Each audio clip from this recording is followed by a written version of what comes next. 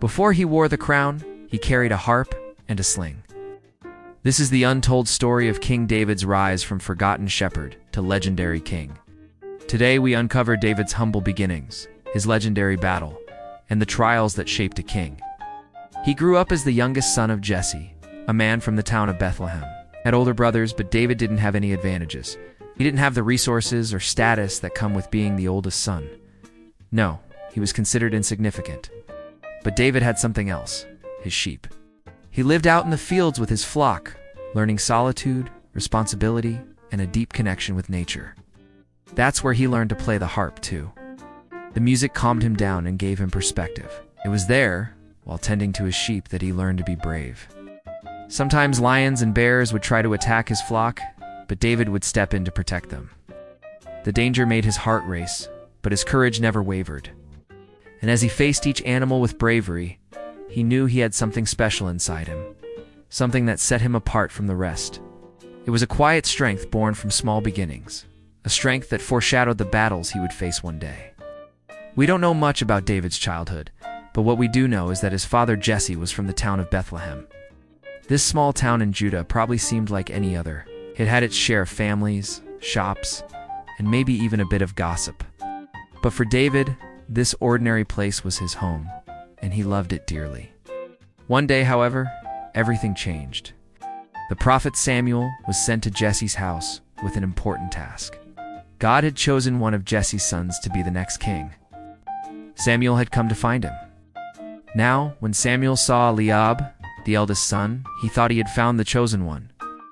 After all, he was tall and good-looking, everything you'd expect a future king to be. But God told Samuel, "Don't judge by his appearance or height, because I have rejected the man that you have chosen, and he is not my servant. For I have seen the hearts of all the men of Israel, and I have chosen David as king." So Samuel went to Jesse and said, "I have come to make David, the youngest son, king." In the Old Testament, Samuel tells Jesse, "Are you still treating my son David like a little boy? You mustn't think that way. God has chosen him to be your replacement." All of us are only human and can't understand God's plans. We often look at someone's appearance to make decisions, but God looks at our hearts. What God wants is not what we want. This story shows us that God doesn't care about our looks or social status. He cares about our hearts. And even though David was just a young shepherd, God chose him for an important job because of his kind and honest heart. However, none of David's brothers were as excited as he was. They thought they were the obvious choice to be king, since they were older and stronger than David. At that time, David was just a shepherd, taking care of his family's sheep in the fields around Bethlehem. But now, he's getting ready for a much bigger responsibility. As a side note, I think it is important to mention that this wasn't the first time God chose someone who wasn't the most likely candidate. In the beginning, Abraham was an ordinary man living among ordinary people. But God chose him and changed his name to Abraham, meaning father of many nations, because God promised to make him the ancestor of many great people. Similarly, Moses was an ordinary man who fled from his past as a baby. But God chose him to lead the Israelites out of slavery in Egypt. David was also an ordinary guy. He was the least likely candidate to become king. But God saw something special in him, saw that David had a pure heart and was willing to do whatever God asked. One day, Israel's army was fighting against the Philistines. They were scared because the Philistines had a giant named Goliath. He was big and strong, and every day he taunted the Israelites. Israelites were afraid to fight him because he was too powerful. However, David wasn't afraid. When David heard the giant insulting Israel and its God, he got really angry. He decided to go to the battlefield and confront the giant. So David's older brothers didn't understand why he wanted to be a soldier instead of a shepherd. They thought it was silly and dangerous. But David felt a strong desire to help his people. On his way to see his brothers, he walked along a path near a village. It was lunchtime, so David stopped at a nearby house to get some bread and cheese for his brothers. He offered it to them and told them about the giant, who was afraid of God. But they laughed at him and told him to stop being a kid. They didn't believe him when he said God would help him defeat the giant.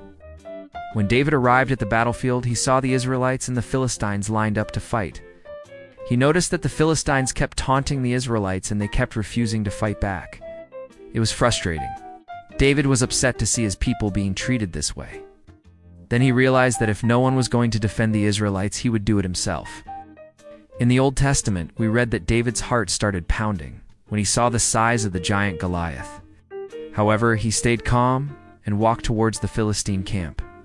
Some people noticed him, but most were too focused on the fight to pay attention. David shouted, "Why are you cursing the army of Israel? I am here to fight you." When the giant heard this, he got very angry, cursed David, and threatened to kill him. But David stood his ground and said, "You may be strong and skilled in war, but I am here to defeat you and your whole army. Today, God will help me defeat you." This enraged Goliath even more. He tried to scare David by threatening to rip off his head and throw it into the Israelite camp. But David kept his cool. He said, "You may think you're powerful because you're tall and strong, but I don't need those things to beat you. Our God is more powerful than any other God. He will help me beat you and your armies today." David knew that his God was more powerful than the Philistine gods, and that gave him confidence. Goliath kept yelling and trying to scare David, but David stayed calm and confident. Finally, the giant charged at David, but David was ready. He quickly dodged the giant's attacks and ran around him, distracting him. Then David noticed a rock nearby and picked it up. He knew just what to do. David took aim and threw the stone. It hit the giant right between his eyes and knocked him out cold. The giant fell to the ground, and everyone watching was stunned. No one could believe that such a small rock could defeat such a strong man. David ran over to the giant, pulled out his sword, and cut off his head. They finally defeated the giant who had been bothering them for so long. From that day on, David became famous throughout Israel, and people sang songs about his bravery. Some of the lyrics went, "Saul has slain his thousands, David his tens of thousands." This meant that everyone knew about David's courage. They were amazed that a young shepherd could defeat a giant. After defeating Goliath, David became a hero of Israel. Everyone praised him and celebrated him as a champion. King Saul invited him to his palace to meet him. Many people hoped that Saul would make David his son and heir, but this didn't happen. As time went on, the Israelites kept winning battles and pushing the Philistines further away. But this made Saul feel less secure on his throne. He was already dealing with personal struggles, and hearing these songs about David's victories made him super jealous and bitter. Soon, Saul's anger turned into hatred. He started thinking that David would take his throne away from him. Maybe this feeling came from within him, or maybe it was planted by his advisors who were jealous of David. Either way, Saul's behavior changed completely. Instead of being a good leader, he became a bully and a bad person. Then one day, Saul did something horrible. He tried to hurt David twice with a spear. This shows us that Saul didn't just dislike David, he truly wanted him dead. But David didn't fight back, despite having the chance to kill the king. He didn't want to cause trouble or harm anyone close to Saul. When David escaped, he went to the forest of Paran and stayed there for 1 year and 4 months.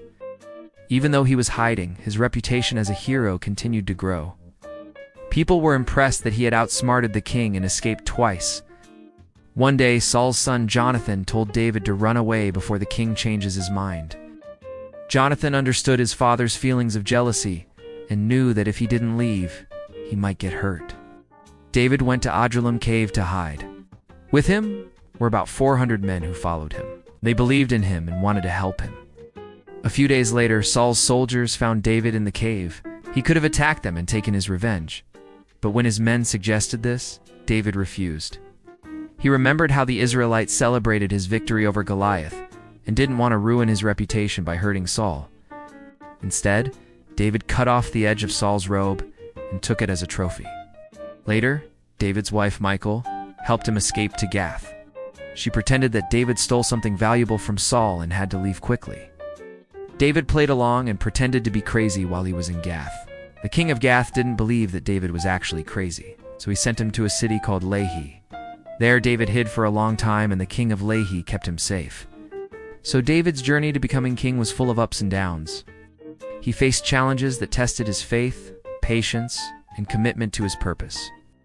He showed bravery, kindness, and forgiveness during difficult times, proving that he was ready to be a great leader. As we conclude this episode, let's remember that David wasn't destined for the throne because of his royal background or connections. And even though he faced countless obstacles, including betrayals and hardships, he never gave up. Remember, before God gave David the throne, he gave him the wilderness. Until next time, stay faithful.